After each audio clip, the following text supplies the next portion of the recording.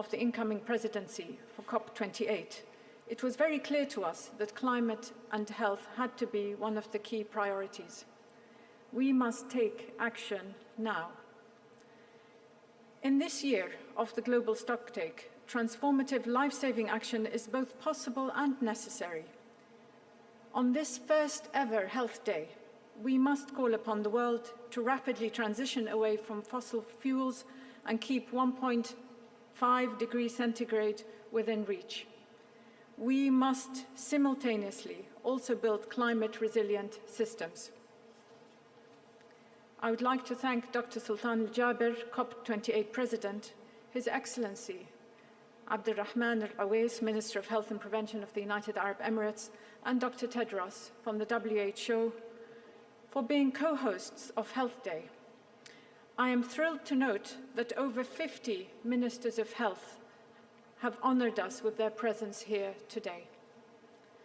I have had the honor of serving as a COP28 Health Envoy and would like to thank my fellow Health Envoys, Dr. Githinji Gitahi from AMREF, Dr. Maria Neira from the WHO, Dr. Umnia Al-Amrani, the COP27 Youth Envoy, and Mr. Ray Chambers from Malaria No More.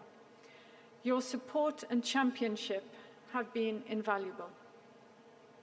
We have curated a rich program for the first ever Health Day with our steering committee. The WHO and the Wellcome Trust have played a crucial role in designing the programming for this day with us.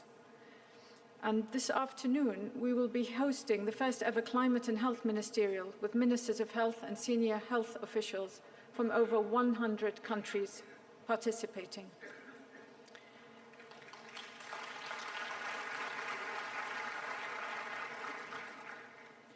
Yesterday, you would have heard over 123 countries endorse the COP28 UAE Declaration on Climate and Health. The declaration represents a powerful call to action and captures both the threats we face and the opportunities we have at hand, charting a path forward. I'm grateful for the group of countries who have championed the Health Declaration, including Brazil, the United States, the United Kingdom, the Netherlands, Germany, Egypt, Kenya, Malawi, Sierra Leone, the Maldives, and Fiji. The Health Declaration is a first and critical step to galvanize action, mobilize finance, and gather support to reduce emissions and build resilience. I'm also pleased to say that yesterday we saw the announcement of $1 billion through several new finance initiatives on climate and health, backed up by a set of COP28 finance principles that bring together development banks, philanthropies, governments, and the private sector. These new finance initiatives will start to close the finance gap on climate and health and support countries and communities to implement those solutions that we know work and need to be scaled up rapidly. The close partnership we have enjoyed this year with the World Health Organization, with the UAE Ministry of Health and Prevention, and with many of our steering committee members, finance partners, and civil society groups, has shown us that the health community has an important role to play in climate action.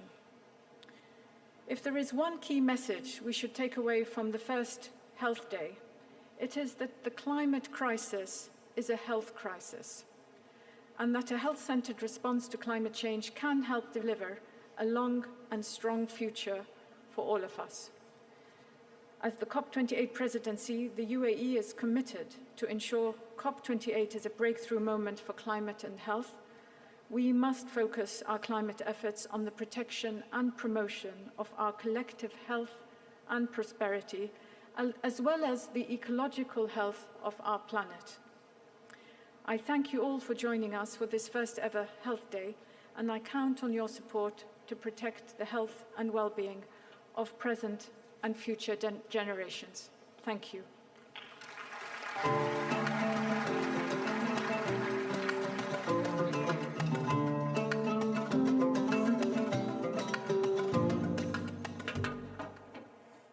Thank you, Your Excellency. It is now my great honour to invite to the stage Dr. Tedros, the Director General of the WHO. The floor is yours, sir.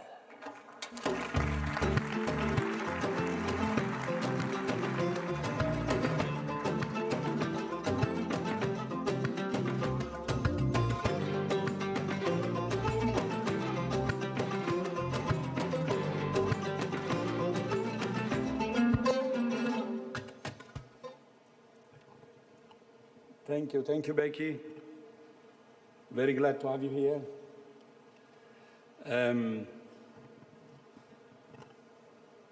Minister Mahabarakat, Minister Abdurrahman, and we're blessed with the presence of John Kerry and Bill Gates. Thank you so much for joining. Excellencies, ministers, the House is full. Glad that ministers are here in full. It's truly an honor to welcome you all to this first Health Day at a COP. Although the climate crisis is a health crisis, it's well overdue. That's 27 COPs have been and gone without a serious discussion of health. Undoubtedly, health stands as the most compelling reason for taking climate action. The threats to health resulting from climate change are immediate and present. However, for too long, health has been a footnote climate discussion. No more. I think that's what we're seeing today. I thank sincerely the United Arab Emirates for taking this historic step and making health central to its COP28 presidency.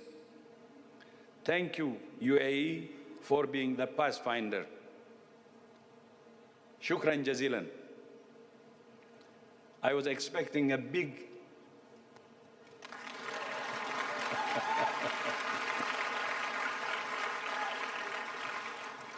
I think UAE deserves that. It's a pathfinder. Good morning, ladies and gentlemen. Thank you for joining us today.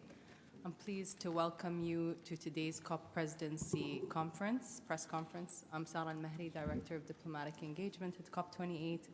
I'll also be your moderator for today. Before we begin, please ensure that your phones are on silent, and we kindly request that you hold your questions until the end of the remarks and limit your questions to one. Without further ado, let me introduce our panel of speakers: Ambassador Majid Swedi, COP28 Director General and Special Representative; Jarmid Campbell-Landrum, Head of Climate and Health, the World Health Organization; Gernot Laganda, Director of Climate and Disaster Risk Reduction at the World Food Programme. Also joining us today is Alex Serra from the UNFCCC, who will participate in the Q&A.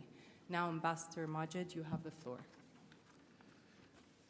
Good morning, everybody. Thank you for being with us this morning. It's a real pleasure to be with you. Sorry we were a little bit delayed because we were just launching our Faith Pavilion, which I'm sure we'll get to talk to just this morning. I hope you all had a restful evening, and a very warm welcome to you to our first morning briefing. The World Climate Action came to a close last night as world leaders demonstrated their ambition to address the climate crisis with record announcements. We have made a strong start, and we're proud that we have delivered in the first days, but I also want to restate what I said yesterday. This is just the beginning. Today is the first of our thematic days and the first ever Health Day at COP. Climate change is one of the greatest threats to human health in the 21st century, yet historically it has not received the attention it deserves in the climate discussions. And barriers and silos between health and climate leaders continue to inhibit progress. Climate change is already posing a dramatic health risk, increasing the risk of deaths from extreme weather events and triggering a surge in infectious diseases like dengue and cholera, which endanger millions and threaten to overwhelm our health workforce and health infrastructure. And these risks are concentrated among the most disadvantaged communities, many of whom are vastly under-resourced in terms of resilience, building and adaptation, undermining development and stability. Responding to the needs created by climate change in many contexts is already beyond the means of national and international humanitarian actors, threatening to overwhelm health workforces and health infrastructure, and health-related costs estimated at $2 billion to $4 billion annually by 2030. In consultations the Presidency has led since March 2022, governments and other stakeholders have repeatedly highlighted the need to take urgent action to address the impacts of climate change on health. And we've responded to this growing consensus by putting health at the heart of this year's COP. Yesterday, 123 countries endorsed the landmark COP28 UAE Climate and Health Declaration. And we are excited for the announcements and commitments that will follow today. So what can you expect from COP's first Health Day? During the opening session, we'll showcase concrete commitments and progress by governments, international organizations, and development banks, philanthropies, and the private sector, and advance a common understanding of what health and climate finance constitutes an improved condition for climate health finance efforts. During the first ever Climate Health Ministerial at COP, ministers of health, environment, finance, and other related sectors will set out a roadmap and opportunities for action to address the rapidly growing burden of climate change on the healthcare systems. We will see meaningful participation from over 50 ministers of health from around the world, including those from LDCs and SIDS. The Early Warnings for All initiative will showcase how partnerships and innovation are advancing the full early warning to early action chain to support countries' efforts to adapt to current and future climate risks.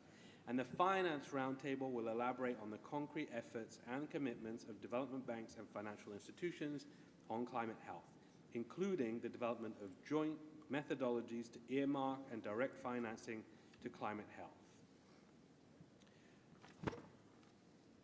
And all of that, if all of that wasn't enough, as you can tell, we're very busy today.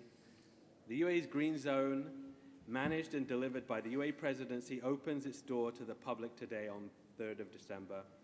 Due to the extraordinary demand, all Green Zone Day passes have been issued, and we closed our ticketing portal at 7 p.m. last night due to the exceptional interest. As we open our doors to tens of thousands of people today, visitors will have the chance to learn and get inspired by climate action. Our key events include Reaching the Last Mile Forum, held under the patronage of His Highness Sheikh Mohammed bin Zayed Al Nahyan, President of the UAE, in collaboration with the Bill and Melinda Gates Foundation.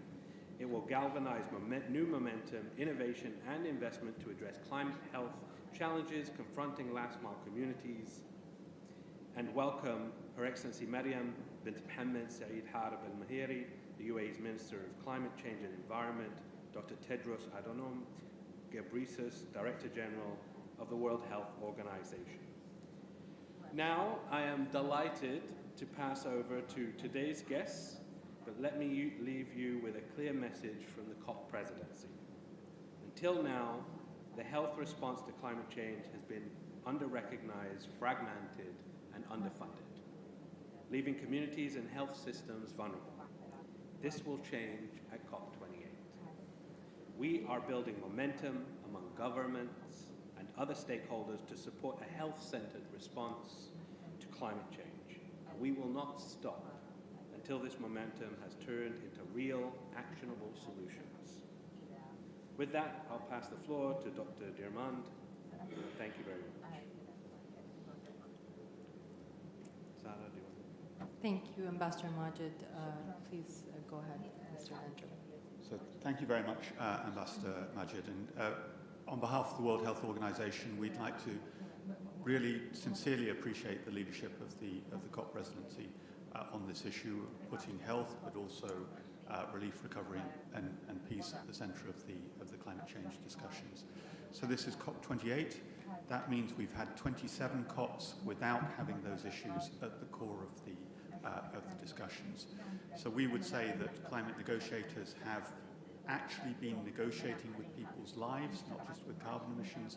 They just didn't realize it up until now. So it's I think, quite a visionary step by the COP Presidency to put this at the center of the discussions. Because from our point of view at WHO, we're absolutely clear on this issue. We're an evidence-based organization. We follow the science. And there is a quote in the last report of the Intergovernmental Panel on Climate Change that without stronger adaptation and mitigation, we will miss a brief and rapidly closing window of opportunity to secure a livable and sustainable future for all. So what that means is that unless we act faster and more strongly, we will effectively end up in a permanent humanitarian situation with the escalation of the strains that we are already seeing on health systems and on populations around the world. And along with our colleagues in the humanitarian organizations, neither the humanitarian organizations nor the populations that they serve are going to be able to withstand that strain if we're not able to take the pressure off them, both through mitigation and through adaptation. So that's why we're so appreciative that the COP presidency has recognized this. So we need to talk about adaptation. We do need to talk about mitigation. That does mean that we talk about fossil fuels. As our Director General said yesterday, talking about acting on climate change without talking about fossil fuels is like talking about lung cancer without mentioning tobacco. So we have to have that as part of our conversations. But the way that we would like to approach this from the health community is to recognize the health gains that will come from mitigation and adaptation. So we lose about 7 million lives each year from air pollution.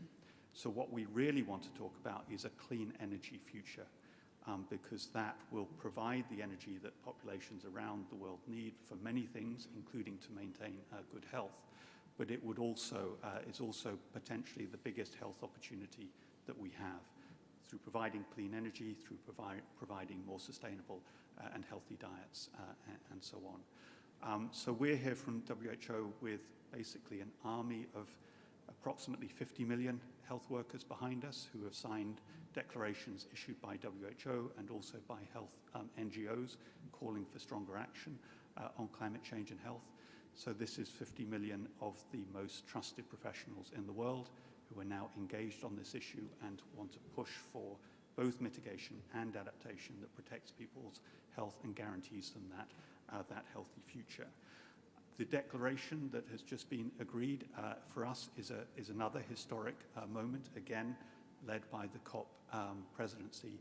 And those 123 countries, and we hope for more, to sign up, have made these important commitments to strengthen the climate resilience of their health systems, to also work towards moderating and then lowering the carbon emissions from healthcare, because healthcare is about 10% of the global economy and it's about 5% of carbon emissions.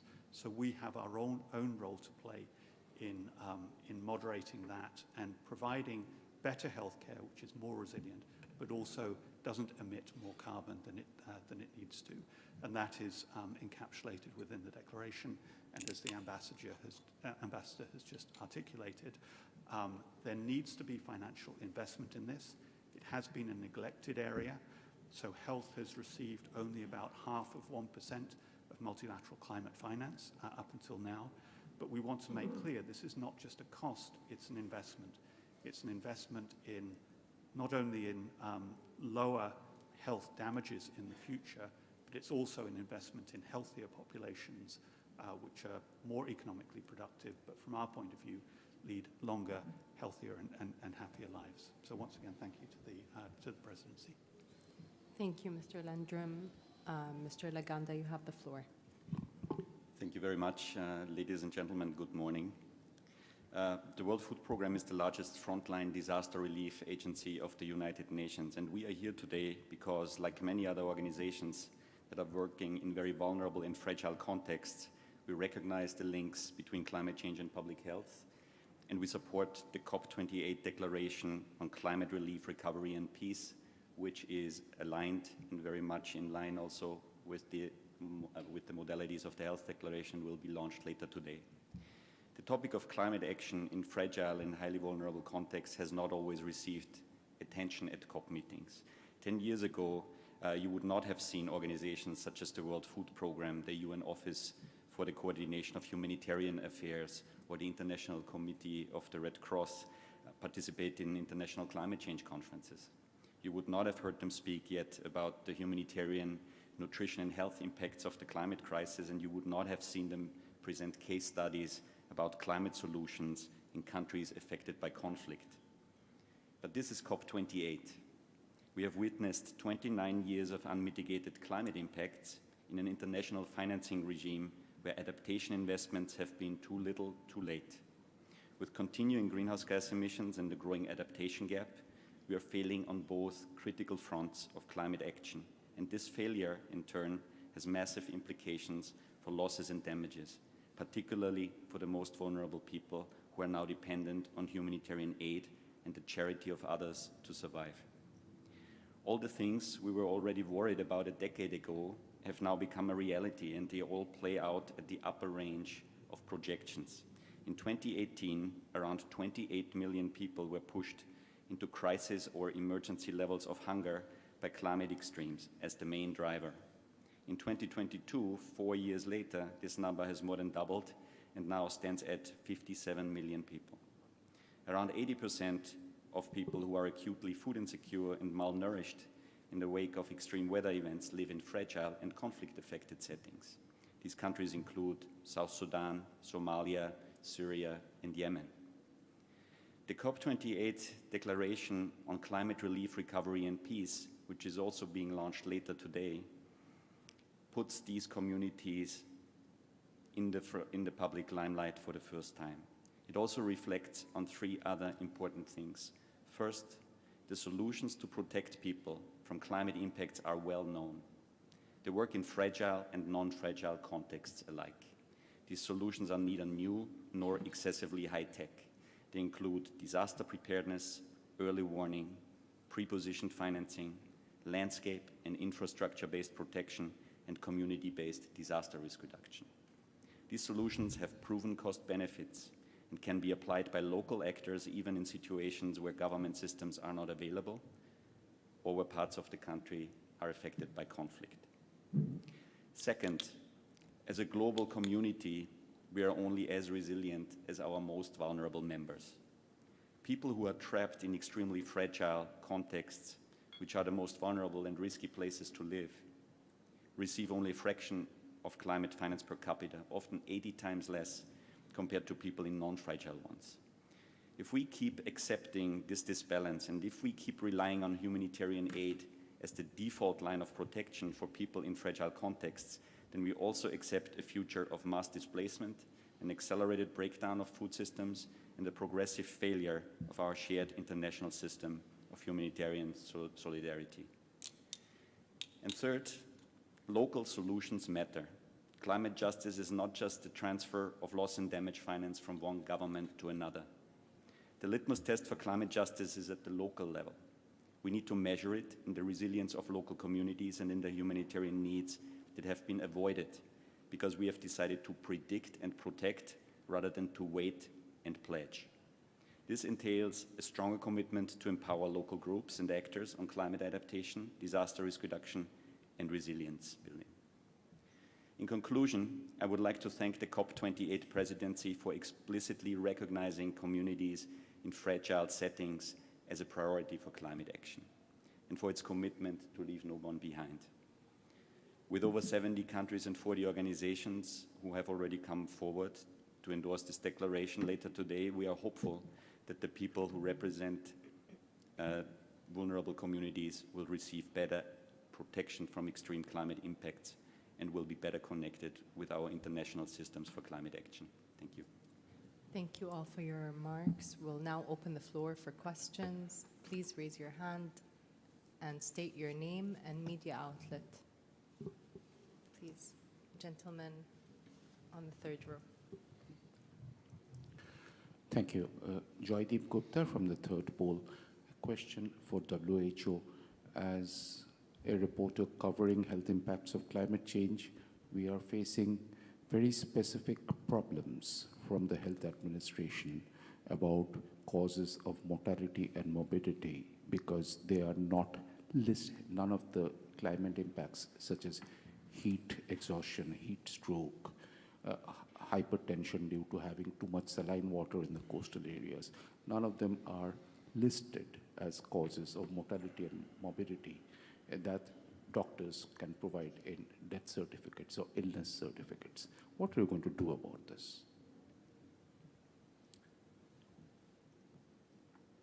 Thank you. It's a very good question because one of the great challenges that we have of the impacts of climate change on health is that climate change doesn't cause a disease, a single disease and a death in the same way that, for example, infection with HIV or COVID does. What climate change does is to ramp up the risks of a very wide range of health impacts. So we do not expect to see doctors putting climate change as a cause of death on a death certificate.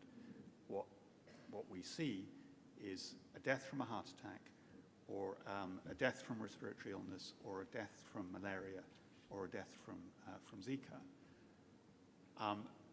But what we know from the evidence is that the rates of those deaths go up when you have more extreme temperatures, or you have a flood or a drought, and your health services are undermined.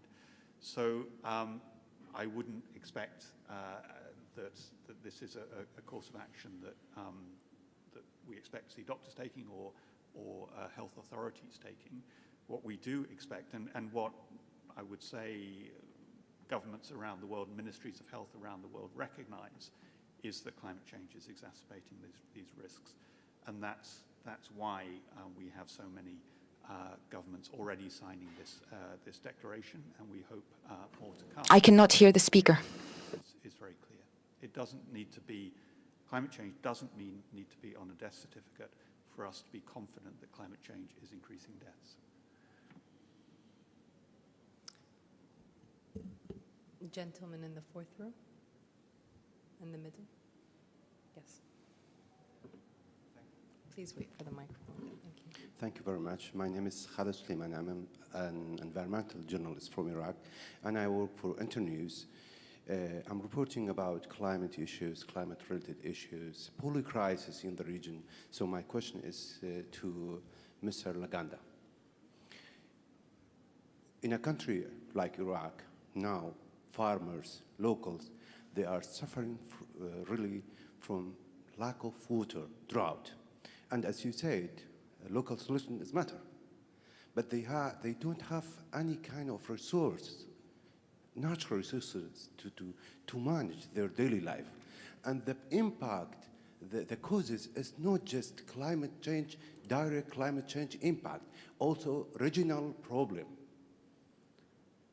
So how WFP can help those locals to resolve, to manage their life and to find local solution?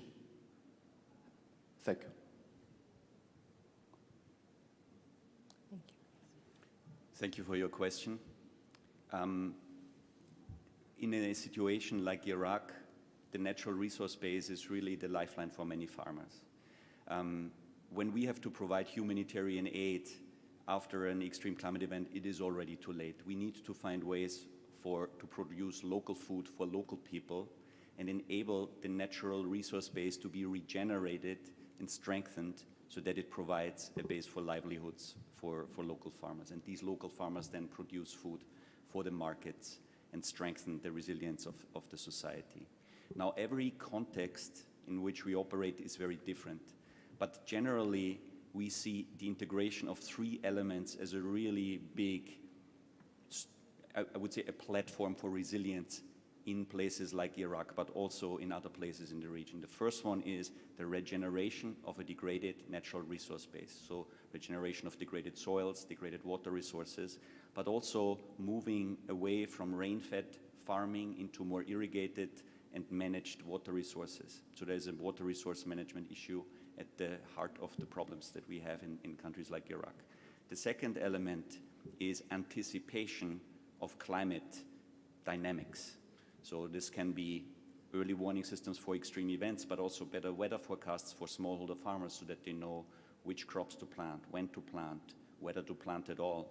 And the third element is financial protection that is available if there is really an unprecedented climate extreme, for example, through climate insurance mechanisms or pre-positioned financing that can be released early to local smallholder farmers so that they can weather the impact. But generally, it's an integration of things. There is no one single solution that will solve the resilience problem for a farmer in Iraq, but they require access to functional natural capital, productive capital, information, technology, and human capital as well. Thank you, Mr. Legan. The next question. Lady on the left, please.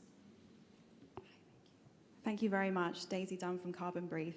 The COP28 presidency and the IEA issued a joint call for fossil fuels to be phased down this decade.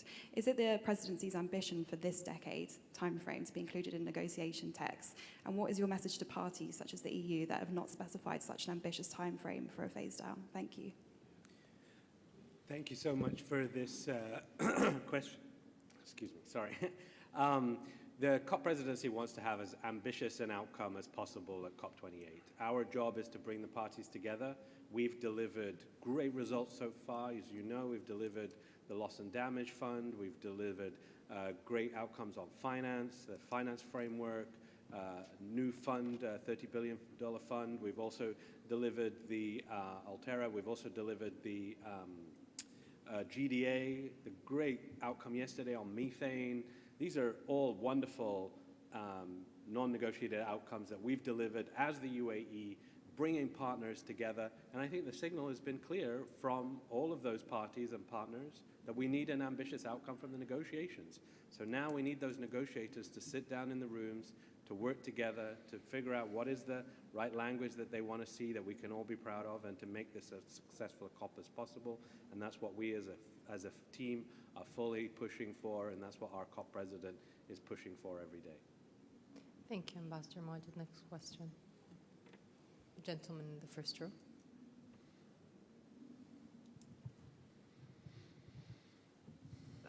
Thank you. James Murray from Business Green. Ambassador, could I ask you to just build on that and maybe sketch out some of the areas where you're expecting there to be negotiations? What do you see as the potential main sticking points around getting that most ambitious outcome in the coming days? If maybe the top two or three, if you will. I'm sure there are more than that. But what are you most concerned about going forward? So, as you all know, I was a negotiator for many years myself, and so I know very well how these negotiations go. And we're in the first days of COP. And so at this point in time, we're discussing everything. So we have all the negotiators in the rooms working on the various issues. We know that we need to deliver an outcome against a GST that is ambitious, that shows us clearly how we get back on track for 1.5, keeping 1.5 within reach. That's our North Star. That's what we've been focused on. To do that, we need mitigation outcomes. We need a global goal on adaptation. That's been something that we've talked about, including the doubling of adaptation finance. So we need much clearer outcomes when it comes to adaptation. We need that focus to be there. We need the negotiators to come forward. We know we also have to deliver a package as a whole across many of the issues that are being discussed by the various negotiators. But at the end of the day, we need that to happen as quickly as possible this year, in this week, so that we're getting all of these items that we know that we can deliver, so that we can start to focus on those difficult items around the global stocktake and that response that we need to see. And we've been very clear as a COP presidency. We need to see how we are fast-tracking the energy transition, how are we fixing finance, and how are we making it about people's lives and livelihoods, about adaptation, and how are we doing that in an inclusive manner, and how are we bringing everybody into the picture so that we can deliver solutions. Thank you. Thank you, Ambassador Majid. Next question, please. Gentleman, second row. Thank you. Damien McElroy from the National. Could I just ask about... Sorry, who is your question addressed to? Dr. Suwaidi, Ambassador Suwaidi. Sorry. Could I just ask, with the declaration on peace, conflict, recovery, what kind of commitments are you expecting over the next year or so And, you know, what were the main climate-focused things that people can deliver under this declaration? Look, I think that it's really historic that we have this day today, and we have a health day, and we have these wonderful guests with us and we want to thank them for all the support they've given us over the course of this year. You know, when we went on our listening tour, traveling around the world, engaging with different parties and stakeholders, this was consistently something that came up, and that it was underrepresented in COPs in the past. We've put it front and center right on the first day of our thematic agenda, giving it hopefully the attention that it deserves. I'll tell you about a personal experience I had. When we went to Kenya for the Africa Climate Summit, I had the opportunity to go and visit a refugee camp. This refugee camp were a number of different stakeholders. We spoke to the local community who were impacted, many who had been in the refugee camp for many years, and then newcomers.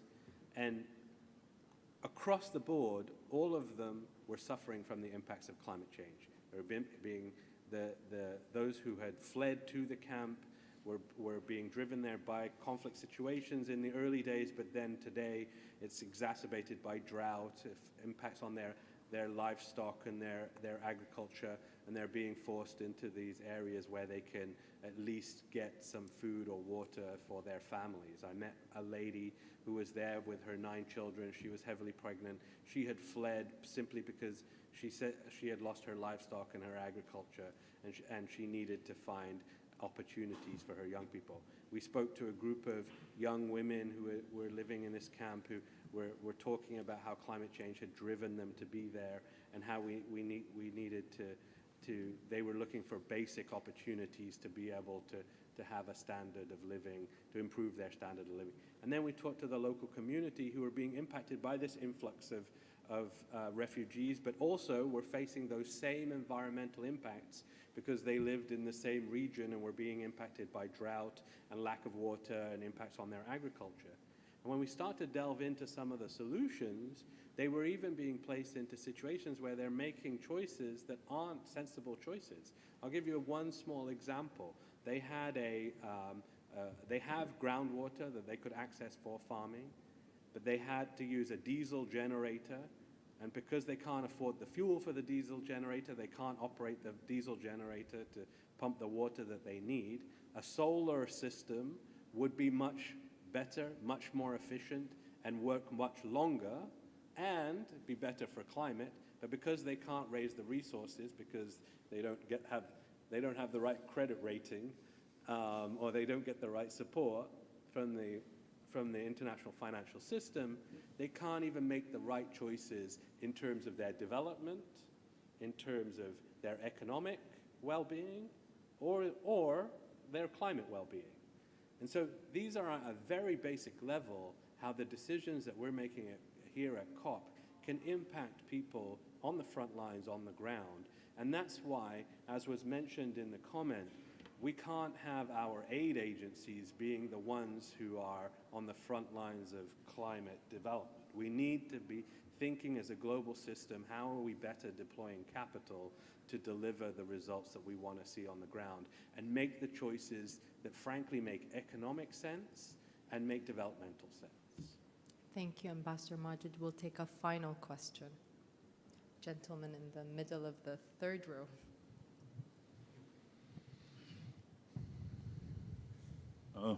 Jayanta Basu from the Telegraph, India. Question for Honorable Ambassador. Actually, 2 linked questions.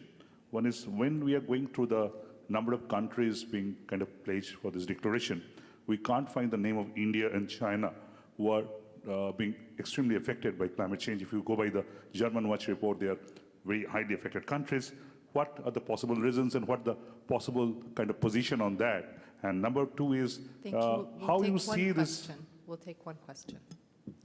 Ambassador. Okay. We'll let it. Okay. Second one is related to that. How you see the cover decision reflecting the health issues, health and climate issues? That's the 2 questions. Thank you. Well, first of all, thank you very much. And we're still trying to decide whether we will have a cover decision. What we want is a very clear, clean text that is negotiated by parties, that is decided by all, and we are in discussions with the parties about what that final outcome looks like. So we still don't know what the final product looks like. But we do know that we need, in the negotiations, to see those clear signals that get us back on track to keeping 1.5 within reach, and so how that whole package looks is very important. Look, we have a whole series of declarations that we are deploying in the first few days, but then over the following days. We engaged with all parties with these different declarations in different ways. Were negotiated amongst those who wanted to participate and be involved, and we engaged with many countries, and some chose to join, and others we hope will consider joining later as they've seen these declarations and understand what they're like. And we know that each country needs to make the choices that make sense for it, and we hope that every country will sign on to our declarations, and I think that they're still open for them to do so, and we welcome any country that wishes to join these declarations. Thank you, Ambassador Majid. Unfortunately, that's all the time we have for questions today. I'd like to express our gratitude to our speakers and to you all for being here today. We'll see you back again tomorrow at 9:30 in the morning. And if you have any further inquiries, please feel free to contact our press office. Other than that, thank you. And once again, have a great day.